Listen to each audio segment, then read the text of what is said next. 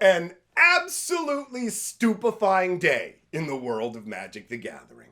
Edge of Eternities has turned out to be an error-riddled nightmare. On top of that, and even crazier, Wizards of the Coast has apparently made the decision to abandon Commander for the rest of 2025. Magic. I am a wizard! History. I'm an old wizard! The magic historian. My bones hurt. Greetings, owners of fine luxury cardboard rectangles, my friends. I hope the day finds you well because we have gathered for a glorious jam-packed weekend installment of Mega Magic News. What Wizards is doing with Commander seems absolutely crazy to me, but might actually turn out to be a benefit for the game. We'll have to see how that goes. But the errors with Edge of Eternities are just stacked up on top of each other. We have a big fat error sandwich for you to devour. Avatar spoilers are coming. So we're just going to be sitting there like this looking at our screens. Like, what's going on? We're already, Edge of Eternities isn't even out, and we're already talking about all those universes beyond. But anyways, let's start to list off the problems with the set. Actually, before we even get into the problems with the set itself, let's talk about the Edge of Eternity promos. Remember how I told you guys that the promos they were giving for the Standard Showdown were Monstrous Rage, which was banned in Standard, right? What would be worse than getting promos you can't use? My guess is not getting the promos at all. So Wizards of the Coast has screwed up, and there are now delayed promos for North America and the EMEA area. So that's like Europe, the Middle East, Africa. They're all getting this problem with the promos where they're only getting half of them. So somehow Wizards managed to get half of the promo shipped out and the other half not shipped out, on top of them being cards that are banned in Standard. They are messing up on another level. Let's be very real about this. I can't help myself. So let's start talking about the issues that we've seen. Now, with Edge of Eternities, we have the same kind of card quality issues that we've seen with some grittiness and whatever, but it doesn't seem, so far, take this with a grain of salt because I've only seen Japanese cards. The North American stuff will roll out in 5 days. We've only seen Japanese stuff, but I've already been opening boosters, all right? I got some early access boosters to check out, and the cards in these, some of them, pretty gritty. I actually did a live stream opening some of those a couple nights ago. That's up on the live stream archive. And tonight, we'll be doing some Edge of Eternities booster Plinko action. So if you want to get in on that and have a good time, you can come on over. We'll look at some messed up cards in real time. Actually, one of the cards that we're going to talk about today, I have a physical copy of because we cracked it in a pack. That'll be over on the live stream channel. Now, so with this set, here's what happened. You have multiple cards with massive issues. First of all are the ones where they just messed with us by showing us the wrong images. So there was multiple Artificer cards shown during the spoiler season that showed that they had artifact borders, but these were not artifact creatures. Specifically, there was a goblin, there was a Kavu, the molecular modifier, right? So there was multiple cards that we were shown with the wrong borders. Now, actually, after going through the cards, that was just a digital image error. Another error that they have is with the Gene Morph Imago, which has a legendary border. It is not a legendary creature. It has a legendary border. These are borders that are created so that from a distance you can tell what's legendary, and they can't even bother to keep this stuff straight. We saw that happen with a secret layer recently as well. Well, I guess it's probably about a year or more ago now that I think about it. It was that fashion secret layer, right? So they literally put a legendary border on a non-legendary card, which to me, if you're wondering how that happens, most likely they had a legendary creature slotted in for the set with that frame, made some changes at the last minute, made it non-legendary, and then just, oops, we forgot to change that. That might actually be part of them pulling back a little bit from Commander in terms of lessening the number of legendary creatures that we have. But either way, that is game information that is improperly shown. Now, the Mystic Monastery from the bonus sheet is missing part of the artwork. So if you take a look at the artwork for the Mystic Monastery from the recent Tarkir set, and then you take a look at the Edge of Eternities one, you can see the buildings in the background and stuff are missing, which really makes you wonder, what happened here? It looks like somehow in production, an earlier version of the artwork got put out there. And it really does make me wonder if this was originally artwork that was meant to be used as part of the Phyrexian invasion. It really, if you look at the background where it doesn't have all the little buildings and stuff like that, it kind of gives the same energy as those portals opening up in the sky with the crazy Phyrexian spines ripping out of it, right? So this might have actually originally been intended for that, and then they went, you know what, we'll just go ahead and use it as part of the Tarkir story, so put some buildings in the background so we can say this is where the Jeskai are. So you've got that going on, where Wizards really, they can't keep up with what's going on. And for most of the stuff we've talked about so far, you can say, hey, come on, buddy, that's kind of minor, right? Look at it and go, okay, so the borders they showed us were wrong. We got the cards, they're right. So it's got a legendary border. That doesn't change the functionality of the card. Well, that's where we get to the biggest mess up, and that is with diplomatic relations. Surprisingly, a green common. So I'll put it up on the screen so you can see the full version here, because obviously you're not going to be able to see the card I'm holding, right? So it's 1 green and 2 for an instant that says, target creature gets +1/+0 and gains vigilance until end of turn. It deals damage equal to its power to target creature an opponent controls. Now, you might be like me. When I first looked at the card, I went, what's the big deal? This is just a normal bite spell. Who cares? Actually, it's a pretty underwhelming bite spell. You know, green's got 2 ways of doing combat. Fight spells and bite spells. Fight spells are, my guy's going to hit you. Your guy's going to hit my guy back, right? And that's how it's going to go. Whereas the bite spells are, my guy's just going to bite you and you don't get to hit back. So this falls into that category. I like these spells way better. I don't like the chance of losing my guy, right? Just being able to go boonk and take out another guy. That's fantastic. So bite spells are where it's at. But green is a creature-oriented color. It's not supposed to be able to remove other creatures without directly using its own creatures. Hence the concept of biting. Now, you might have caught up to where I'm going with this. The beginning of the templating on the card says, target creature gets +1/+0, not target creature you control. This means you can target one of your opponent's creatures. And it says it deals damage equal to its power to target creature an opponent controls. So there's literally nothing stopping me from going, I'm going to play this on your creature as the first target, targeting itself. So your creature just starts going, blah, blah, blah, and it's like, whoa, what is going on? Green's not supposed to be able to do that.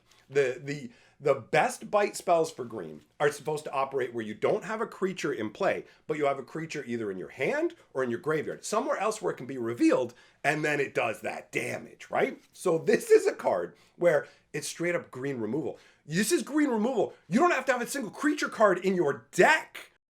If this was an uncommon and was maybe more like cheap in the casting cost region, I would go, this is Wizards changing the color pie. But this screams screw up. Because what would happen is, if Wizards wanted you to be able to use this on one of your opponent's creatures or something like that, it would say target creature fights another target creature. They wouldn't have it set up where it can literally target itself. The second target would say another creature. But they did not put that in, right? So this screams absolute error. This is green removal that can take out tons of creatures in standard right now.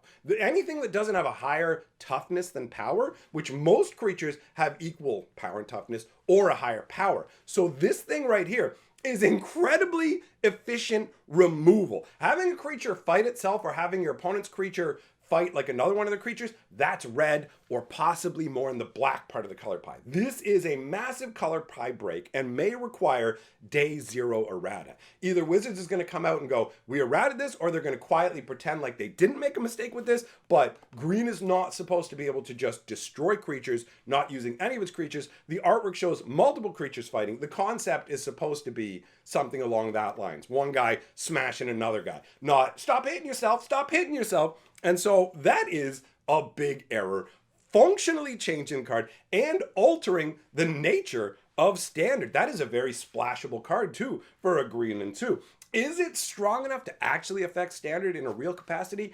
I don't know. We're going to have to see what comes down the road, right? Standard is 3 years now, and Wizards put a bunch of stuff into it. So it's entirely possible that this could actually somehow find a home in a deck as I mean, it's straight up green removal that can smash things that, oh, do you have pro black? Boom, you're gone. It's just crazy to me. It's crazy to me that nobody's paying attention anymore. That's what it feels like. Or if they're paying attention, imagine how many mistakes they're having there. Oh, that they're actually catching some of them and the other ones are getting through. Oh, here's a funny little one that I want to toss in. Over on Arena, when they were talking about the upcoming rotation, somebody screwed up, and instead of calling the set Aftermath in the list, they have it as Aftermatch, which I thought was very amusing. What other little bits of news do I have here? Sonic Secret Lair. Remember how I told you they put the limit down to 2? Well, apparently it didn't sell out well enough for them, so now they've upped the limit to 5. So that might mean that the Secret Lair limits are going back up to 5. It turns out that people had to wait a long time to get this stuff, but I didn't hear from anybody really that they weren't able to buy anything. I didn't see the bad feels of, I waited 4 hours and I got nothing. I saw things along the lines of, I waited 2.5 hours and got something. And Wizards still has some left for sale. So I'm guessing they're going to tweak it back in the other direction because they like it better when the product sells out and they can just be like, look at that, it was gone in 10 minutes. So they're trying to find that spot where they can sell as much as possible, but still create that frenzy, right?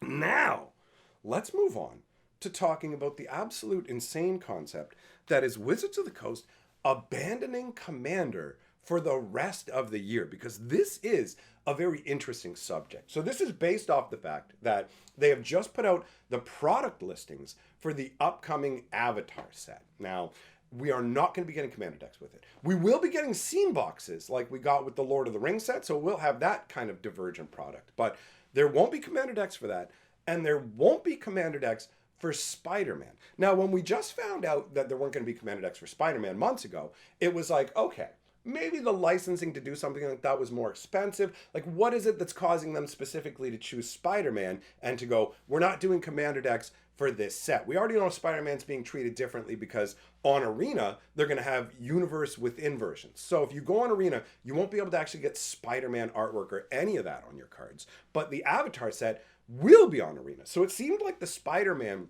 set was in its own void with a lot of particulars, especially the no Commander decks. But now that all the product listings have come out and there are no Commander decks for Avatar, we know that for the remainder of 2025, Wizards of the Coast is not offering any other Commander decks whatsoever. Now, this isn't like a 100% abandonment of Commander, because there will still be Commander parties as far as I understand. But I could be wrong about that. They might come out and say we've scrapped that because they have changed the way that they do things here and there. Remember Game Day turning into the championships, and then Game Day coming back, Game Day actually becoming a lead up to the championships, the whole standard showdown. There's been a lot of different things that Wizards has tried over the years. Now, when it comes down to this whole, we're not making any more Commander decks, you could look at it from the perspective of, do they not have the capacity to make enough product anymore? And they say, look, if we have to choose what not to make, why don't we not make the Commander decks? Because we're actually giving people too much value. The Commander decks are selling too well. I mean, we saw things like Aether Drift, where Aether Drift is a complete dog of a set, to the point where even the collector boosters are languishing, which is a very bad sign. Collector boosters tend to get snagged up, held. People who aren't even interested in them will buy them to sit on them. And then Wizards is going, nobody wants this Aether Drift stuff, right? At all. But the Aether Drift Commander decks, especially the zombie one, did very well. Admittedly, because of its power level and because it was coherent in terms of the flavor that tied it all together. But ultimately, you have a scenario where Wizards want you to be buying booster packs, right? That's why Standard became 3 years, because they had 2 years worth of Standard stuff that was about, we had a rotation coming in. We haven't sold enough product. Make Standard 3 years. So this shift could 100% be focused around Wizards of the Coast going, how do we push more people into Standard? How do we get people playing physically in person, right? Spider-Man being in paper but not digital, is that an interesting message that they're sending us, where they're saying actually paper is more important than we thought before? Or is it just where a weird point in the licensing where they had decided they were going to do this stuff with the Universe Beyond, but had already negotiated everything for Spider-Man and literally couldn't put it on Arena because that wasn't the plan, because originally Universe Beyonds weren't supposed to be part of Standard, right? Universe Beyond was supposed to be a separate thing. So is that getting caught up in the mix? And that's why, so they didn't negotiate that, but they knew they were doing it in time for Avatar. And that's why Avatar is getting on Arena, because if that's the case, that's slightly different. It could be something more insidious. Wizards could go, you know what? Maybe we're letting Commander players get stuff too easily and all the things they need. What if we forced them to collect more Commander style stuff from these sets? So take an example of, you hop into Magic, you grab Final Fantasy, you grab a Final Fantasy Commander deck. You're just new to Magic. You're like, yeah, let's go. I love Final Fantasy. I want to play with this Commander deck. Let's rock it, baby. I got all these cool guys that I know in here. Well, you were able to buy everything in one box. You're done, right? That's all you need. You've got a Commander deck. You can play Commander deck with your buddies forever. But let's say you already know how to play Commander a little bit. You just started. You got the Final Fantasy, but you also like Spider-Man, right? Spider-Man's coming along. We're not going to let you just buy a Spider-Man Commander deck where you have all the Spider-Man stuff. No, you're going to have to individually chase down the singles, which hopefully you'll be cracking booster packs to get. So this might be a maneuver in no way aimed at curbing Commander and growing Standard. It might just be, how do we monetize Commander more? Because we've leaned so hard into the Commander situation, but the reality is Commander players spend less on Magic overall. When you look at competitive players like Standard players, they're in the hamster wheel, always getting new sets, and they don't just need one copy of one card from the new set, right? So if Wizards of the Coast keeps going the way they're going, the only way to sell individual Commander decks is to make the cards in the Commander decks powerful enough that they're interesting enough that you'll get them to even shift the needle, right? Like, I just started collecting Commander decks in the last, 6 months? It might be less than that. But I already have 30 some odd decks. And once you get to the point where you have a ton of decks, what do? What moves the needle? Higher power level. And power creep's already happened at hardcore in the packs. You power creep all the Commander decks, it's trying to obsolete previous ones, and it just gets to the point where, where's the money? How do you get the most? How do you keep going? Because remember, Hasbro is doing terrible.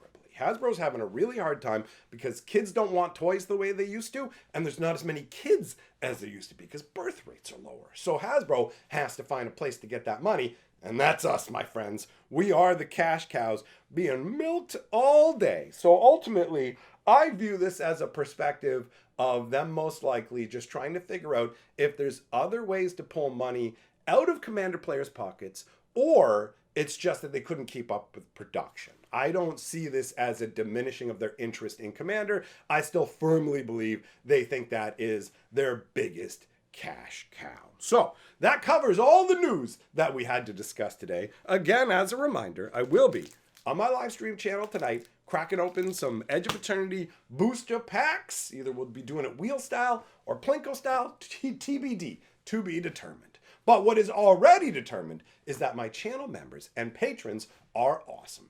Thank you for supporting my channel. You guys rule. And I will see you all, my friends, in the next video.